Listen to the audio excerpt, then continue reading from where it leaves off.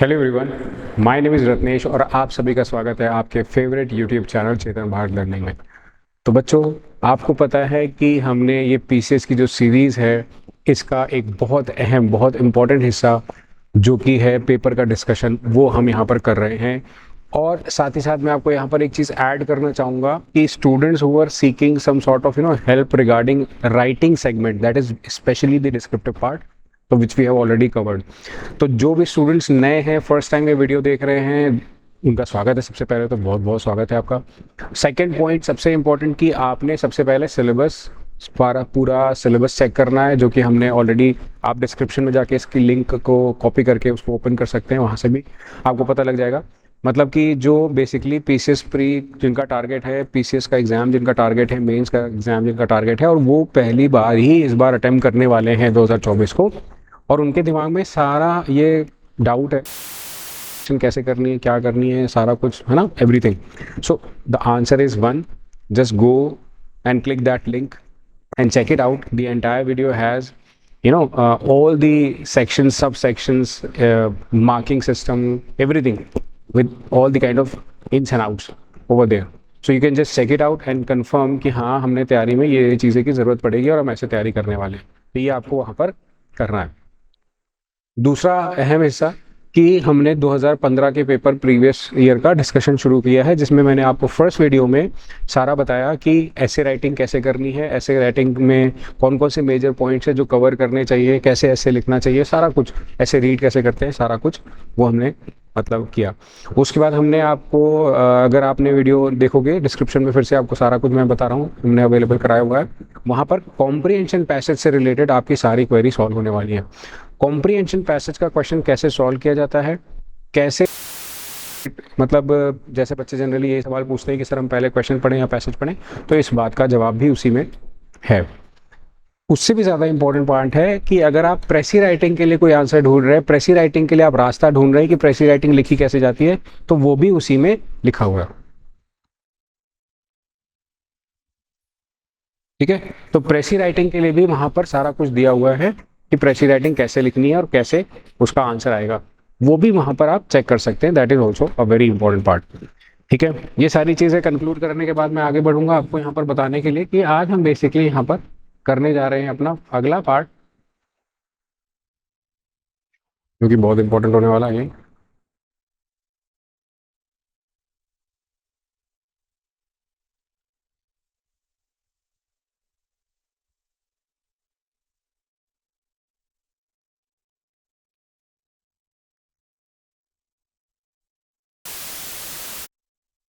तो इसका first part आप जरूर देख लेना बच्चों। अब हमने यहाँ तक तो कर लिया था, है ना। Therefore they can be solved by man, and man can be as big as he wants. Man's reason and spirit often solve the seemingly unsolvable, and we believe he can do it again. Let us focus on a more practical and more attainable peace, based not on a sudden revolution in human nature, but on a gradual evolution in human institutions, on a series of concrete actions and effective agreements which are in the interest of all concerned. देखो, ये conclusion का part है प्रेसी writing का। इसके पहले वाली video के part में आपने चेक किया, जहां पर हमने बात करी थी कि कैसे सेंटेंस को फ्रेम करके लिखना है और उनकी फ्रेमिंग करके सेंटेंस को बनाना है, वो सारा हमने ऑलरेडी बात कर रखी है। तो मैं एक्सपेक्ट करता हूँ कि वहां तक आपने चेक कर रखा है। आज हम लोग बात करने वाले हैं राइट अ फॉर्मल लेटर। यहाँ पर लेटर के जो पार्ट के बारे में बात करने वाले हैं, और ये इंपॉर्टेंट है इसलिए क्योंकि ये 10 मार्क्स का आता है। पहला इंपॉर्टेंट पॉइंट कि ये तो और लिखा हुआ है, या तो आप इस पे लिख सकते हैं या तो इस पे लिख सकते हैं, ये आपके ऊपर है कि आपका कंटेंट कैसा है। बच्चों का एक क्वेश्चन है, बहुत ही कॉमन क्वेश्चन है वैसे तो, बट कि सर लेटर के लिए कंटेंट कहाँ से हम डेवलप करें, कहाँ से लेकर आए हम जो लेटर में लिखते हैं, मतलब उसका जो बॉडी ऑफ द लेटर होता है ना, जनरली बच्चे वो पूछते हैं। तो इसका भी जवाब है मेरे पास, मैं आपको दूंगा अभी। पहले हम यहाँ पर क्वेश्चन पढ़ लेते हैं। Write a formal letter to the mayor of your city requesting him for a playground vicinity. Vicinity word का मतलब होता है neighbourhood.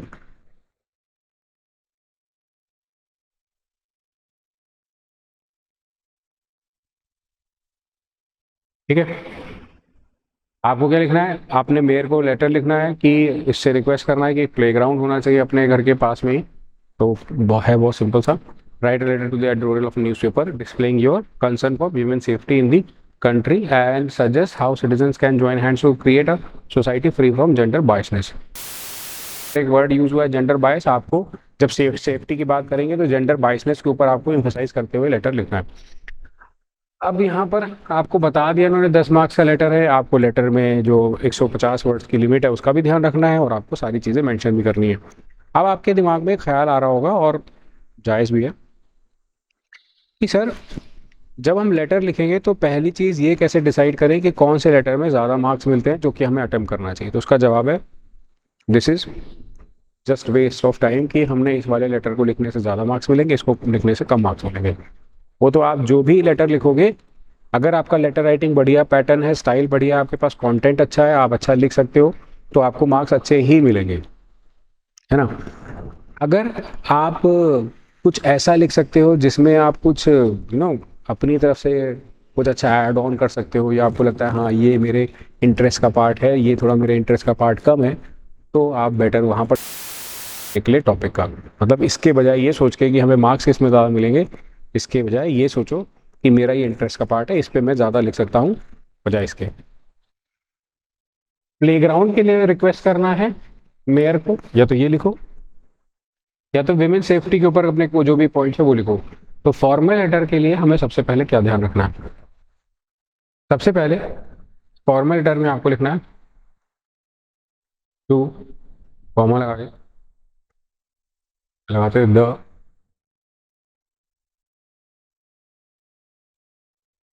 Indian Express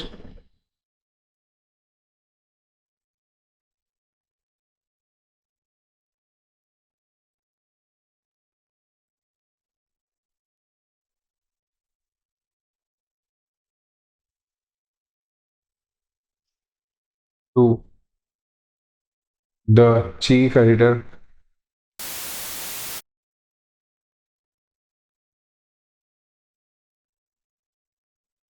to the chief editor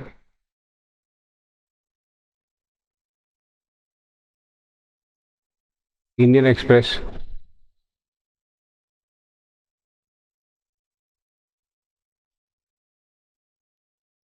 मैं यहाँ पर न्यू दिल्ली लिख रहा हूँ, आप चंडीगढ़ लिख लो, Chandigarh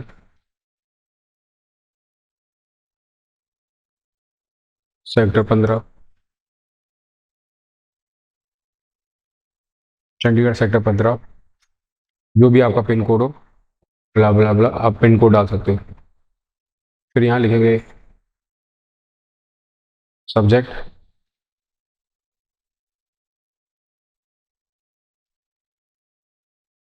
request, request for a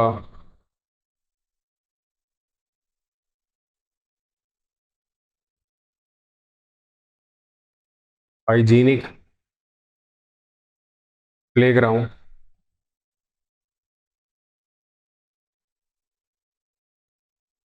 request for a hygienic playground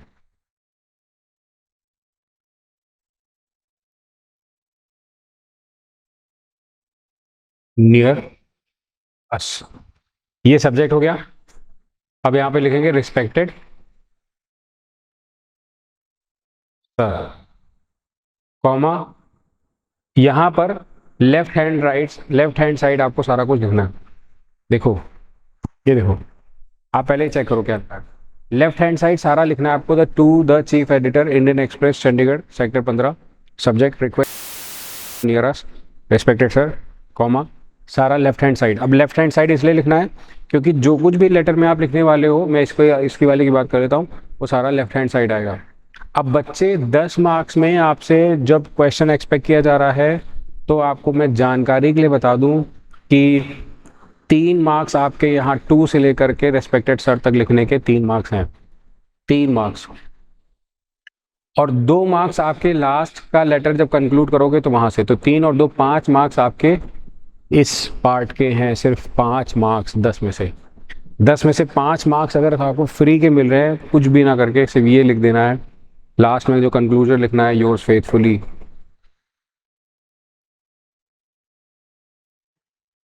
और सही सही अगर आपने सारा लिखा है कॉमा नहीं लगा के यहाँ पर XYZ, तो भी आपको ये सारा मिला करके ऊपर का सेंटेंस का नीचे का 5 मार्क्स मिल जाएंगे। अब 5 मार्क्स रह बॉडी ऑफ द लेटर के ऊपर। बॉडी ऑफ द लेटर, जो 5 मार्क्स आपके बॉडी ऑफ द लेटर के हैं वो आपको कैसे ग्रास्प करने हैं वो मैं आपको अभी बताता हूं। देखो, बॉडी ऑफ द लेटर की सबसे इंपॉर्टेंट बात जो बच्चों आपको ध्यान रखनी है वो ये है कि जो ये बॉडी ऑफ द लेटर होता है बेसिकली होता क्या है, इसमें ना हम कंटेंट लिखते हैं कि आपको क्यों लगता है कि प्लेग्राउंड की नीड है। पहला पॉइंट आपको लिखना है बच्चों, नीड। दूसरा आपको लगता है प्रॉब्लम। आपको अगर मैं सजेस्ट करूं थोड़ा सा तो मैं आपको बोलूंगा कि नीड आप पहले लिख दो, problem, need, solution, area expected,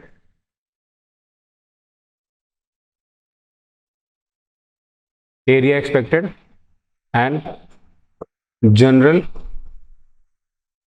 expectations. General expectations.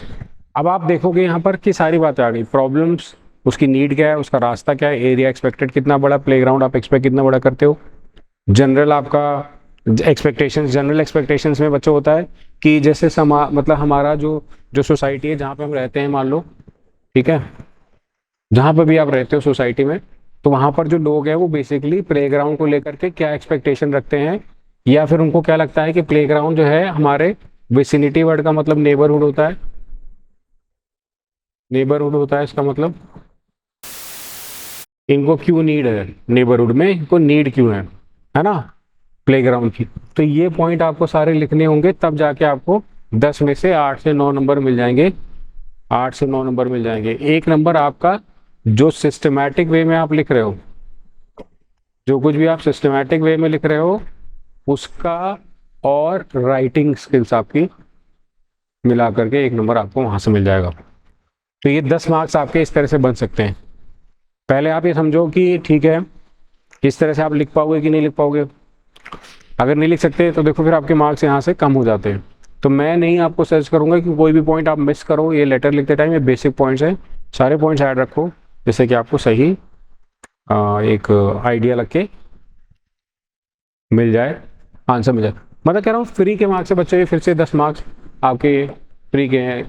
अगर आपको लगता है कि नहीं मैं प्लेग्राउंड के बारे में ज़्यादा नहीं बता सकता, उसकी नीड क्या है, बच्चे क्या यूटिलाइज करेंगे, तो फिर आप इस पर लिख दो कि national newspaper displaying your concern. आपका पर्टिकुलर कंसर्न क्या है वुमेन सेफ्टी को लेकर, आपका कंसर्न क्या है, मतलब आपको क्यों चिंता हो रही है वुमेन सेफ्टी की, प्रॉब्लम आपने क्या देखी है कंट्री में जो आपको चाहिए। फिर सिटीजन्स कैसे एक साथ आकर के सोसाइटी को जेंडर बायसनेस से बचा सकते हैं। मान लो एक मेल है, एक फीमेल है, आपको क्यों लग रहा है ये असुरक्षित है, क्यों लग रहा है ये असुरक्षित है और क्यों लग रहा है ये सुरक्षित है। पहला तो जेंडर बायसनेस वाली प्रॉब्लम है जिसकी वजह से ये असुरक्षित है, तो इसके बारे में आपको बताना पड़ेगा क्यों और कैसे, हाँ, कंसर्न क्या है सारा। ये है टाइप ऑफ क्वेश्चन जो हमने इसमें सॉल्व करना है। ठीक है, यहां तक कोई डाउट हो बताओ, क्लियर है।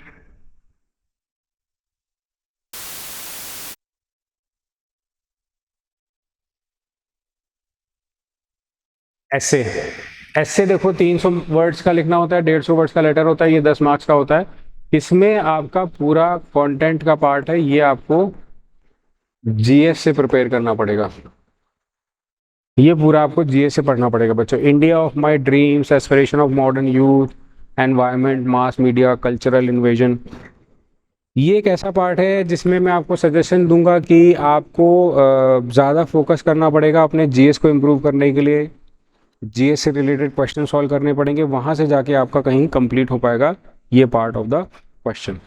ठीक है, पहला, इंडिया ऑफ माई ड्रीम्स कैसा हो, तो इसके लिए आपको, आपके मन में आएगा सर हमने लिखना कैसे, वो बता दो, बाकी हम ट्राई करेंगे। तो मैं आपको थोड़ा सा बताता हूँ यहाँ पर।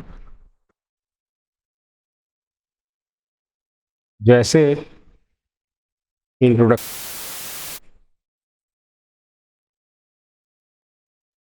इंट्रोडक्शन में थोड़ा पास्ट, हम कैसे देश में रहते थे, पहले कैसे होता था, पास्ट के सिचुएशन से connect, connect with the present, past से कनेक्ट बनाए प्रेजेंट का।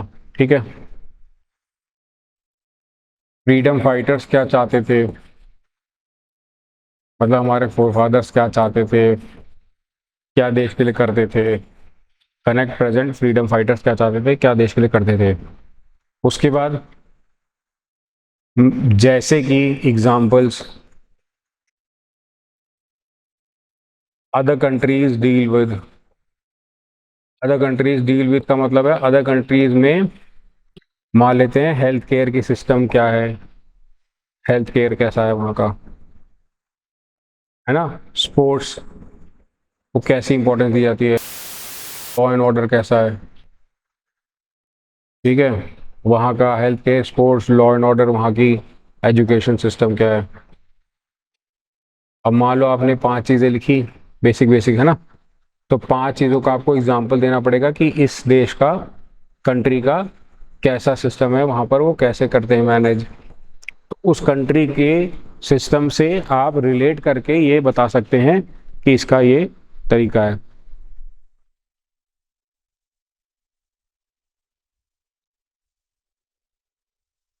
ठीक है। अच्छा, इंट्रोडक्शन हो गया। उसके बाद अब बॉडी ऑफ द ऐसे, बॉडी पैराग्राफ। बॉडी पैराग्राफ में अपनी सारी विश लिखी, सारी wish with core, core basis. बच्चों, इस टाइप के वैसे में जहां पर आपके ड्रीम्स, आप उम्मीद करते हो इंडिया कैसा बने, कैसा भारत हो, कैसे भारत की हम आकांक्षा करते हैं, हमारा भारत अगर ऐसा होगा तो क्या होगा, भारत पहले कैसा होता था। तो जब उम्मीद वाली बात लिखना कि भारत को कैसा बनाना है, ये उम्मीद है, तो उस समय पे आप थोड़ा सा फैक्चुअल रखना, थोड़ा सा फैक्चुअल। ठीक है। और रिलेट कर देना फैक्ट्स को कंट्रीज के एग्जाम्पल से, कंट्रीज के एग्जाम्पल से आप रिलेट कर सकते हो।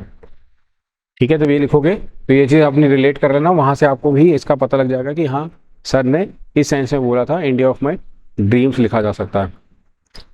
ये बात समझ आई। अब आ रहा है aspirations of modern youth, environment, mass media and cultural invasion. ये भी इसी तरीके से लिखा जा सकता है, डिपेंड करता है कि बस आपको कंटेंट आता है या नहीं आता है। तो 10 मार्क्स मुझे लगता है कि अगर आप थोड़ा सा यहाँ पर introduction, body of the letter, है ना, और है कि सजेशन है आपके पास, तो थर्ड पैराग्राफ में आप लिखेंगे, थर्ड पैराग्राफ में सजेशन लिखेंगे। और वैसे करो कि फोर्थ में सजेशन लिख दो, फोर्थ में पैराग्राफ में, थर्ड में आप लिख दो कि प्रॉब्लम्स क्या हैं, इनको क्यों, मतलब ये हमारा जो कंट्री है वो इंडिया ऑफ माय ड्रीम्स नहीं है, या aspiration of modern modern youth में क्या प्रॉब्लम्स आ रही है, वो सारा लिख दो। सजेशन लिख के आप कंक्लूड कर सकते हो, कंक्लूड कर सकते हो mass media and cultural invasion, है ना। एनी वन लिखना है। यहाँ पर एक लाइन जो सारे बच्चे भूल जाते हैं शायद, वो है एनी वन। एनी वन वाली लाइन नहीं भूलनी बच्चों, क्योंकि किसी एक पे लिखना है, सब पे नहीं लिखना है। ठीक है। राइट एन ऐसे on any one of the following in about 300 words, 10 marks each. अब अगर ऐसे आप लिख ले गए सही सही, तो आपको बहुत कम प्रॉब्लम आएगी फील करने में, मतलब फिलहाल ये दिक्कत तो नहीं आएगी आपको। अब एक क्वेश्चन ऐसा जो कि 5 नंबर का आता है, इंपॉर्टेंट बहुत ज्यादा है, जिसको आप पंजाबी को इंग्लिश में ट्रांसलेट करते हैं, पंजाबी को इनटू इंग्लिश ट्रांसलेट करते हैं। ठीक है।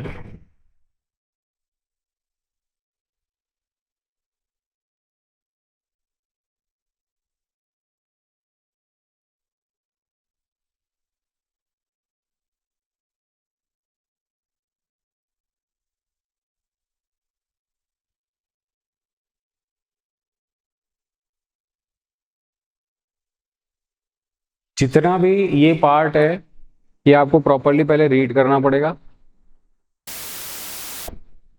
ये पूरा रीड करोगे, रीड करने के बाद इसका ट्रांसलेशन करना है। तो ये आपका पार्ट ऐसा है जो कि बहुत इंपॉर्टेंट है। मैं नहीं चाहता कि ट्रांसलेशन में आपका क्वेश्चन गलत हो। और बेसिकली एक और चीज़ है कि हम ट्रांसलेशन में गलतियाँ तभी करते हैं बच्चों जब हम ओवर कॉन्फिडेंटली सोचते हैं कि पंजाबी है, पंजाबी को बहुत ईजिली ट्रांसलेट किया जा सकता है। मैं आपको ट्रांसलेट करके दिखाऊंगा, बट वैसे ही आप ट्राई कर लेना एक बारी कि कैसे इसको ट्रांसलेट करना है, क्योंकि बहुत आसानी से आप कर सकते हैं। ठीक है, फिर ट्रांसलेट ये दूसरा जो कि सेंटेंस, ये पूरा पैराग्राफ फॉर्म में है। और ये आपका मतलब 1 2 3 4 5 5 ऑप्शंस हैं, 5 ऑप्शंस फॉर्म में हैं और आपको ये ट्रांसलेट करना है।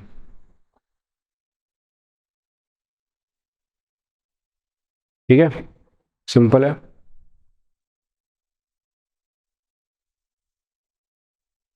अब आता है ग्रामर का पार्ट है जिसमें वोकैबलरी सबसे पहला पार्ट आता है। देखो, वोकैबलरी की अगर बात करें बच्चों तो 5 मार्क्स की वोकैबलरी फिक्स है, जिसमें आपको सिनोनिम्स बताने होते हैं। देखो बहुत आसान है। ब्लंडर वर्ड का मतलब होता है मिस्टेक, बहुत बड़ी कोई गलती होती है तो उसको ब्लंडर कहते हैं। डेंस वर्ड का मतलब होता है बहुत ज़्यादा घना, डेंस फॉरेस्ट होते हैं। तो डेंस का जो सिनोनिम हो सकता है, कोई गैस कर सकता है डेंस का सिनोनिम क्या हो सकता है? Anybody who can think about dense?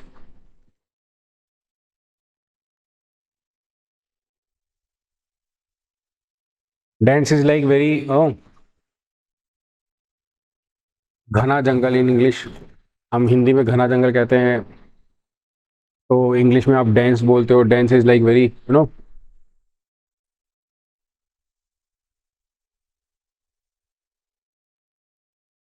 Collectively close and lot in number.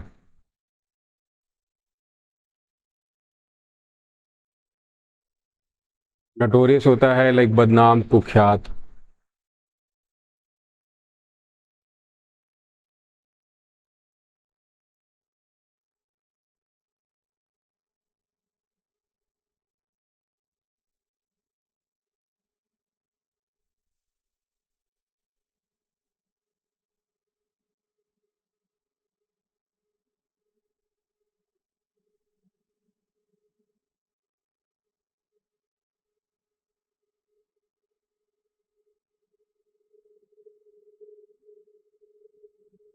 कुख्यात कह सकते हैं आप इसको।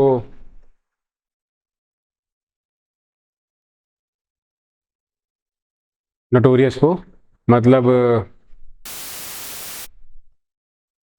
Bad name.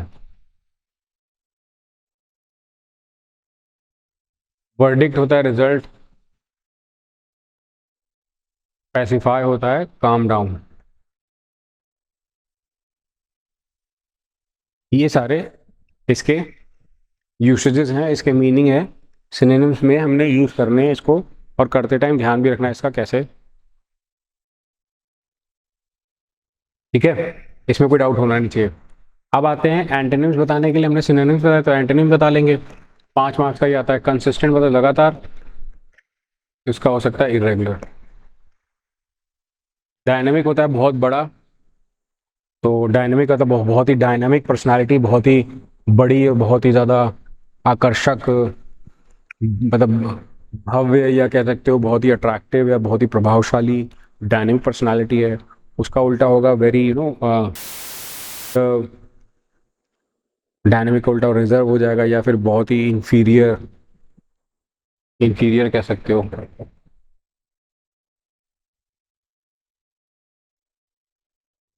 इनहेल का उल्टा एक्सहेल हो जाएगा। कोलोसल का मतलब हो जाएगा टाइनी। स्माइल का मतलब हो जाएगा उल्टा क्राई। ठीक है, अब क्या कह रहा है? Change the voice of the following sentences. आपको कुछ सेंटेंसेस में ये भी पूछा जाएगा कि इस सेंटेंस की वॉइस चेंज करके क्या सेंटेंस बनेगा। वॉइस चेंज करने वाले सेंटेंसेस में देखो आपको एक चीज़ याद रखनी है। जैसे लिखा है have you finished your work, तो योर वर्क के लिए आ जाएगा has your work, has your work been finished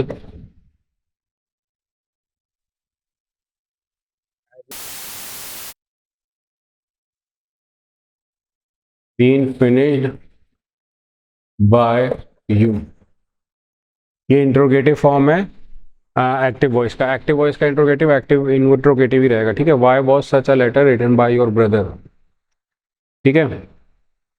Y did your brother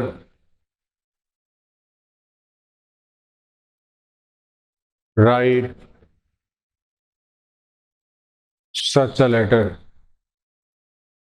Y was such a letter written by your brother, such a letter. Why did your brother write such a letter, why was such a letter written by your brother. Interrogative interrogative में रहता है, इसलिए change नहीं कर रहे हैं, इसलिए confuse ना हो जाना।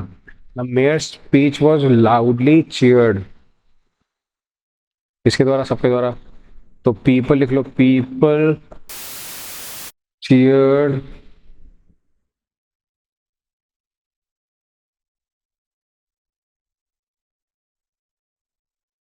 People cheered the mayor speech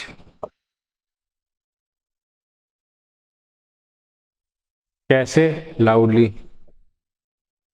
ठीक है। Do not touch it, you are do not touch it, तो ये रोक रहा है, आदेश दे रहा है, क्या कह रहा है, डू नॉट टच इट। तो ये आप कह सकते हो, प्लीज तो कह नहीं रहा है, you are ordered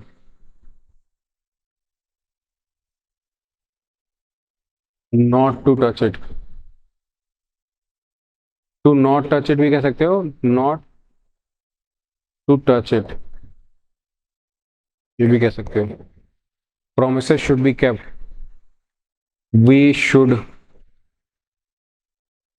keep promises, ठीक है। अब आप देखो, ये सारे सेंटेंसेस जो मैंने लिखे हैं, ये इसके बेसिकली बन गए क्या, मतलब आप कह सकते हैं ये बन गए हमारे एक्टिव से पैसिव वॉइस, पैसिव से एक्टिव वॉइस। इसमें चेंज द वॉइस लिखा है बच्चों, तो आपके दिमाग में ये ना आ जाए भूल से भी कि हमने हमेशा एक्टिव से पैसिव बनाना है। अच्छा, आपको मैं याद दिला दूं कि पहले ना एक बार एक क्वेश्चन आया था जिसमें बच्चों से पूछा गया, एक्टिव पैसिव का क्वेश्चन था। अब बच्चों को लगा कि एक्टिव पैसिव है तो एक्टिव से पैसिव बनाने के लिए आएगा, पर हमने अगर ये चीज़ नहीं पढ़ी है, एक्टिव पैसिव मान लो टॉपिक हमने नहीं पढ़ा है, तो मोस्ट ऑफ द टाइम हम क्या करते हैं, हम समझते हैं एक्टिव से पैसिव बनाने के लिए आया है, एक्टिव से पैसिव बना देते हैं। पर प्रॉब्लम बच्चों यही है कि हर बार एक्टिव से पैसिव नहीं करना होता। कई बार एक्टिव से पैसिव, कई बार पैसिव से एक्टिव करने के लिए भी क्वेश्चन दे सकते हैं आपको। तो आपको ये चीज़ का ध्यान रखना होगा कि सेंटेंस में चेंज क्या करना है, active passive to into active करना है। ये चीज़ आप चेक करके ही क्वेश्चन को सॉल्व करना। ये वाले क्वेश्चन का आंसर देखो, मैंने बता दिया आपको। अब स्पॉटिंग एरर्स, इसमें आपका ग्रामर इन्वॉल्व है। मैं इसको कराने से पहले ना आपको थोड़ा सा बता देता हूँ कि हमने ग्रामर में कैसे स्पॉटिंग एरर्स करने होते हैं। तो ग्रामर में जो स्पॉटिंग एरर के क्वेश्चन आते हैं वो जनरली पार्ट्स ऑफ स्पीच पर बेस्ड होते हैं,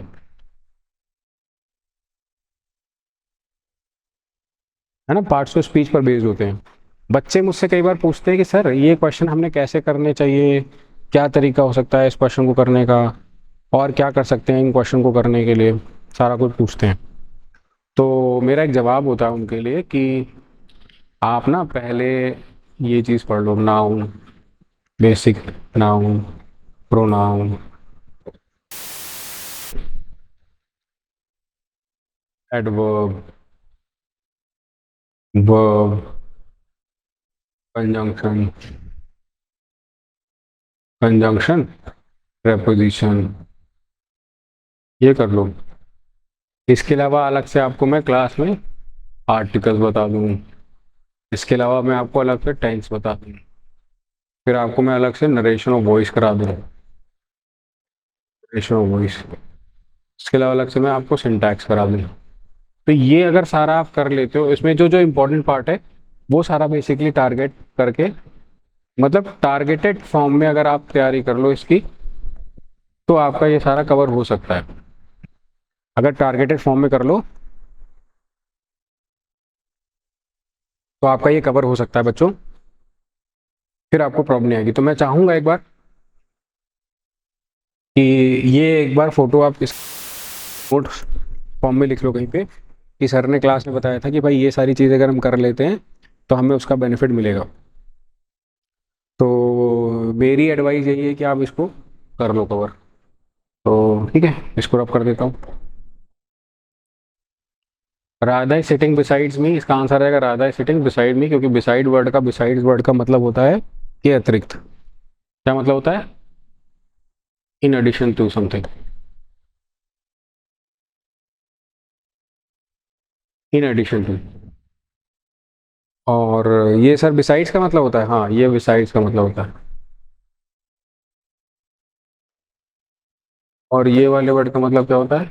बगल में, बाजू में, मतलब एडजेसेंट टू होता है इसका मतलब, एडजेसेंट टू होता है। ठीक है, तो इसका आंसर आ रहा है सिटिंग बिसाइड में हो गया। His friend and manufacture, his friend and manufacture है, फ्रेंड एंड मैन्युफैक्चर साथ साथ है ना, तो हिज के बाद ये दोनों एक है, इसलिए इसका आंसर इज आ जाएगा। एक दो नंबर यहाँ से मिल गया। You must wait until the light will change, तो जहाँ अंटिल वर्ड लिखा होता है बच्चों वहाँ विल नहीं आता। अंटिल के साथ कभी विल नहीं आता, ये रूल है। They have come here a month ago, have come लिखा है यहाँ पे, अगो लिखा है, अगो के साथ सिंपल पास्ट आता है। ये सब रूल्स हैं, आपको क्लास में करा दिए जाएंगे, कोई टेंशन वाली बात नहीं इतनी। तो यहाँ पर केम आ जाएगा। If I ever will, I will support you, जो यहाँ वर लिखा है ना V2, उसके साथ विल नहीं आता, हमेशा वुड आता है। ठीक है, मतलब आप बेसिक तरीके से भी क्वेश्चन को सॉल्व कर सकते हो, कोई बहुत बड़ी डील नहीं है कि अरे सर ये क्वेश्चन कैसे सॉल्व होगा, इसका आंसर क्या आएगा। मतलब बच्चे जनरली परेशान हो जाते हैं, मैंने देखा नहीं, इतना कोई परेशान वाली बात नहीं है, आप कर सकते हैं। आप ये पूछ रहे हैं one word, who can't be incorrigible बोलते हैं इसको, इनकॉरेजिबल करेक्ट नहीं कर सकते। स्टीलिंग ऑफ आइडिया और राइटिंग्स ऑफ समबडी, इसको क्या बोलते हैं? सुना है आपने? मतलब किसी लिटरेचर की चोरी करते हैं, या फिर है ना कुछ इस टाइप से, जैसे अगर तुमने सुना होगा person who Yeats human flesh, carnivorous.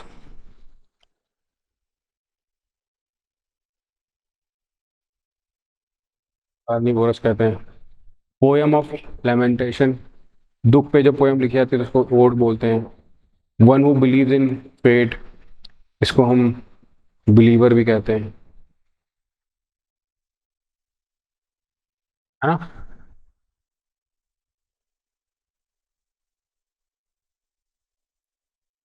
तो ये जो वर्ड है ना, स्टीलिंग ऑफ लिटरेचर, लिटरेचर की चोरी के लिए बहुत सारे वर्ड्स आते हैं, पर आप बेसिक वर्ड्स भी यूज़ कर सकते हो, जैसे कि अ,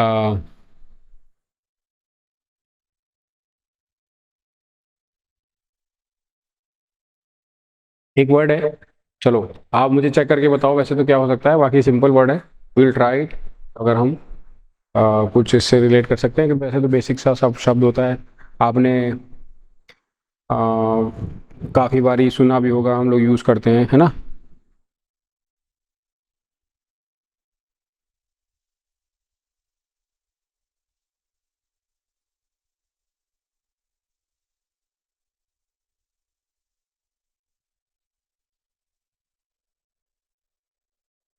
प्लेजेरिज्म,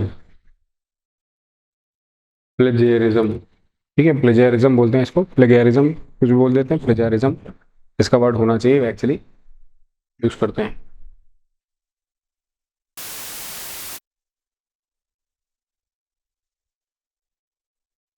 ये सारे वर्ड हो गए। अब हम करते हैं करेक्ट स्पेलिंग वाला क्वेश्चन। करेक्ट स्पेलिंग वाले क्वेश्चन में देखो क्या है, इसमें आपको बताना है कि स्पेलिंग अंडरलाइन वाले की करेक्ट है कि नहीं। तो क्रिमिनल कॉन्स्पिरेसी की स्पेलिंग क्या होती है? कॉन्स्पिरेसी। ठीक है, ये पहली स्पेलिंग रॉन्ग है। अकोमोडेशन की स्पेलिंग क्या होती है? ACCO,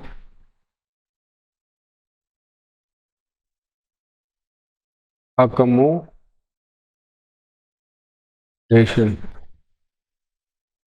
ठीक है, सिंपल सिंपल वर्ड्स हैं, सिंपल सिंपल क्वेश्चन आपके सामने पूछे जाएंगे, आपको बस बेसिक चीज़ बतानी है कि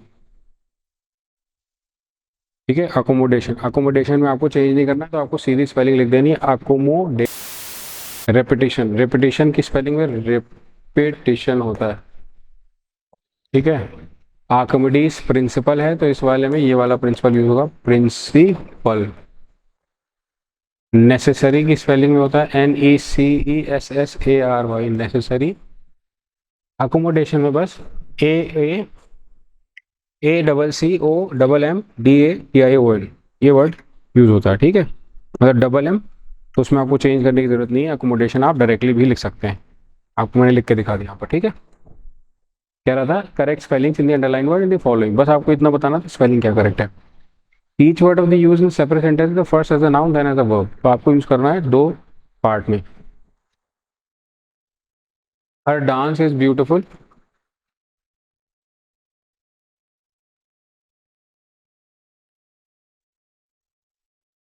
she dances well,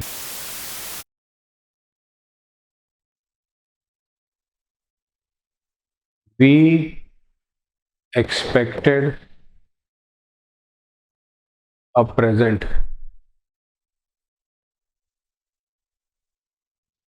you present us an idea और रिपोर्ट, कुछ भी, कुछ भी मतलब कुछ भी।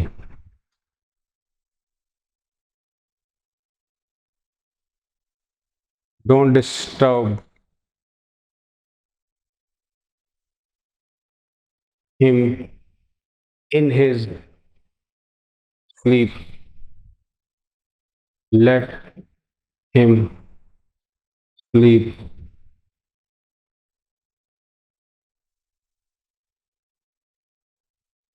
People laugh at you,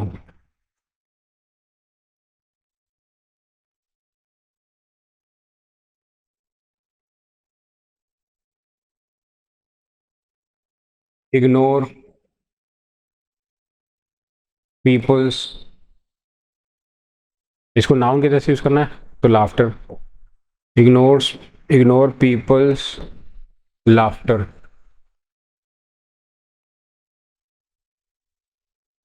pen, है ना, I am in pain noun है, और I am in pain noun है, ठीक है। मैं आपको नाउन और वर्ब में डिफरेंस बता रहा हूँ, देखो यहाँ पर सारे मैंने लिखे हैं, एक बार आप देखो। ये मैंने आपको लिख के भी बताया है कि ऐसा नहीं है कि मतलब आपको सिर्फ यहाँ पर देख लेना है और समझना नहीं है कि सर ने तो लिख ही दिया है, ठीक है फिर हम क्या करेंगे समझ के, ऐसे नहीं सोचना है आपको। आपको क्या करना है बच्चों, कि इसको समझना भी है ना। इसको आप पढ़ो भी, इसका क्या मीनिंग है, कैसे यूज़ किया है सर ने, है ना, क्या सेंस है, सारा कुछ।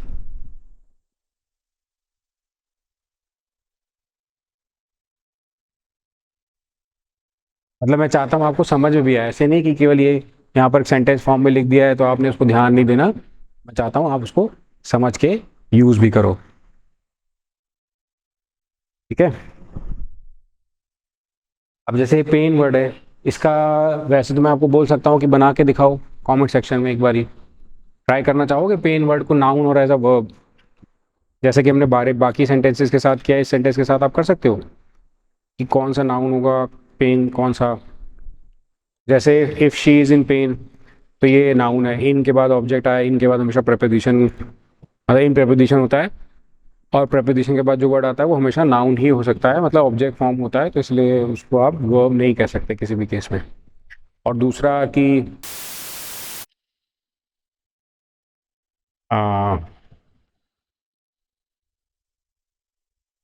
इट पेन्स,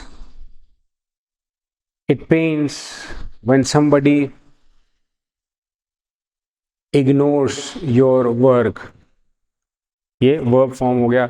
वैसे तो मैंने आपको बोला कि आप अपनी तरफ से ट्राई करके देखो, क्या पता आपका बन जाता सेंटेंस, है ना।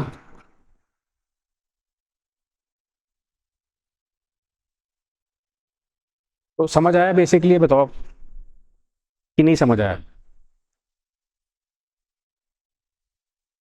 क्लियर है, कोई डाउट नहीं है फिर, कह सकते हैं यहाँ पे कोई डाउट नहीं है। चलो, rewrite the sentence changing the form of narration. We are waiting for the school bus, said the children. The children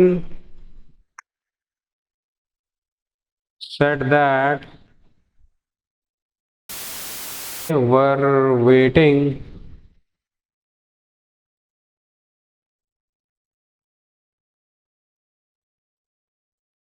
they were waiting for the school bus. School bus. ठीक है, the children said that they were waiting for the school bus. I have made a terrible mistake, said Peter. Peter apologize तो नहीं किया है, I have made लिखा है ना। Peter set कह लो, एक्सेप्टेड कह लो, या अपोलोजाइज तब कहोगे जब वो गलती को एक्सेप्ट करेगा। I have made terrible mistake कोई अपोलॉजी नहीं है, ये तो ये केवल कंफर्मेशन है कि हाँ दे रहा है। ये कह सकते हैं पीटर कंफर्म्ड, देखो यहाँ पर आप पीटर सेट भी कह सकते हो, पीटर कंफर्म्ड कह सकते हो, या पीटर एक्सेप्टेड दैट, इसलिए लिखा जाता है। पर अपोलोजाइज्ड, एक्सेप्टेड, है ना, पीटर अग्रीड, मतलब मान गया। यहाँ पर बेसिकली सेंस यही निकल रही है ना कि मान गया या उसने कह दिया ऐसा। तो आपको यहाँ पर सेंस यही निकालनी है कि बेसिक उसका मतलब क्या है मेरे हिसाब से। तो आपको ऐसे लिखना पड़ेगा, Peter agreed that he had made a terrible mistake. ठीक है, ही said that he did not believe मी। इसको मतलब ये इनडायरेक्ट स्पीच है तो डायरेक्ट स्पीच में लिखना है, he said comma inverter comma open, he do not believe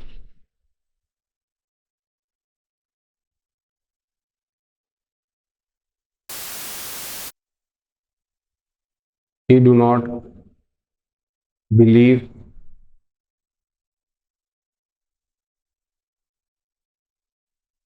me, first person है।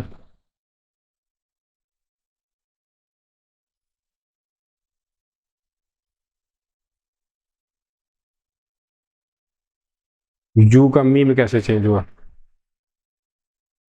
मी होता है फर्स्ट पर्सन और फर्स्ट पर्सन आता है सब्जेक्ट के अकॉर्डिंग। तो यहाँ पर या तो रहा होगा I said he don't believe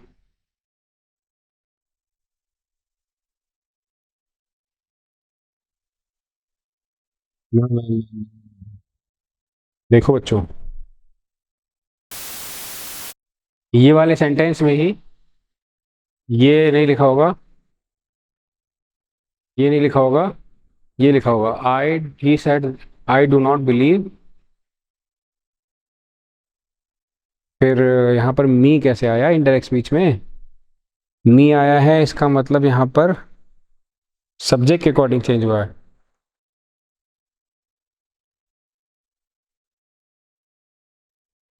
हाँ, ये थोड़ा सा मुश्किल है क्योंकि सेंटेंस बनाते टाइम ये प्रॉब्लम कर रहा है।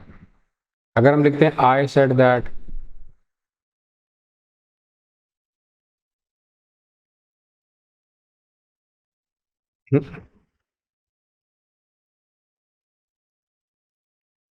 डिपेंड कर रहा है ना कैसे लिखना है, आई सेड। अगर यहाँ पर लिखते हैं ही डू नॉट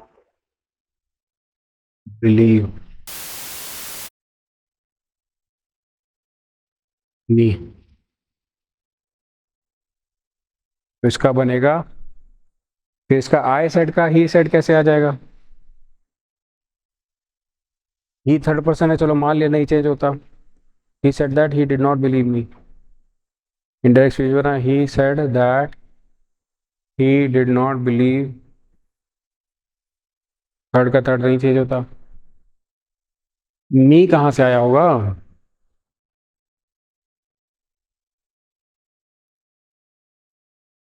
चलो खैर, इसमें चेक कर लेंगे। Could I have a cup of coffee, she said, है ना।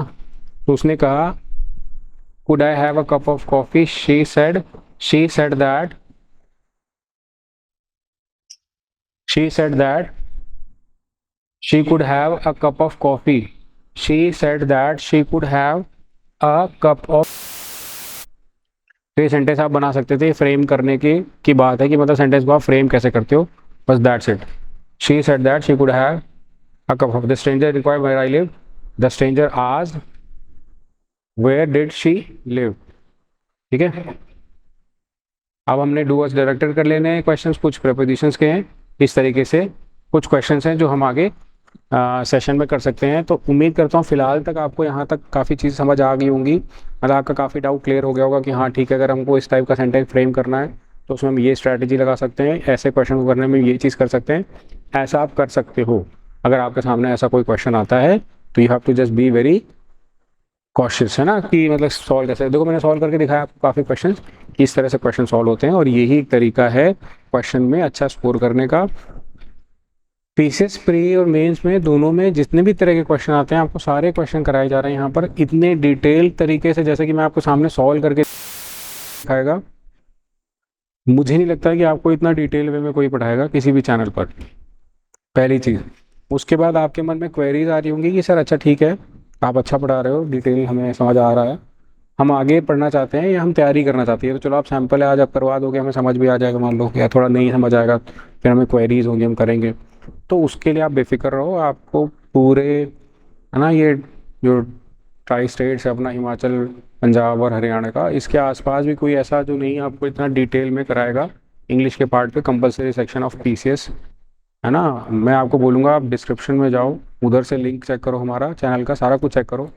साथ में आप कमेंट सेक्शन में लिखो कि अगर आपको हेल्प चाहिए तो आप कांटेक्ट कर सकते हैं यहाँ पर कि सर हमने इंग्लिश में ना हेल्प चाहिए, कुछ भी चाहिए आपको, तो आप बेसिकली वहाँ पर लिखो, बेझिझक होके, बिल्कुल बेफिक्र होके, हम आपसे कांटेक्ट करेंगे, आपकी हेल्प करेंगे। ठीक है, thank you so much for watching. इसका जो आगे का पार्ट है वो आपको ज़रूर मिलेगा, आगे के क्वेश्चन हम वहाँ पर कंप्लीट करेंगे, तो आपको टेंशन नहीं लेने की, इट विल बी देयर। ठीक है, सो आपको क्या करना है, वीडियो को शेयर करना है अपने दोस्तों के साथ, फ्रेंड्स, कलीग्स के साथ, सबके साथ, और चैनल को सब्सक्राइब करना है भाई, आपको नोटिफिकेशन कैसे मिलेगी। Thank you so much for watching, bye bye, take care.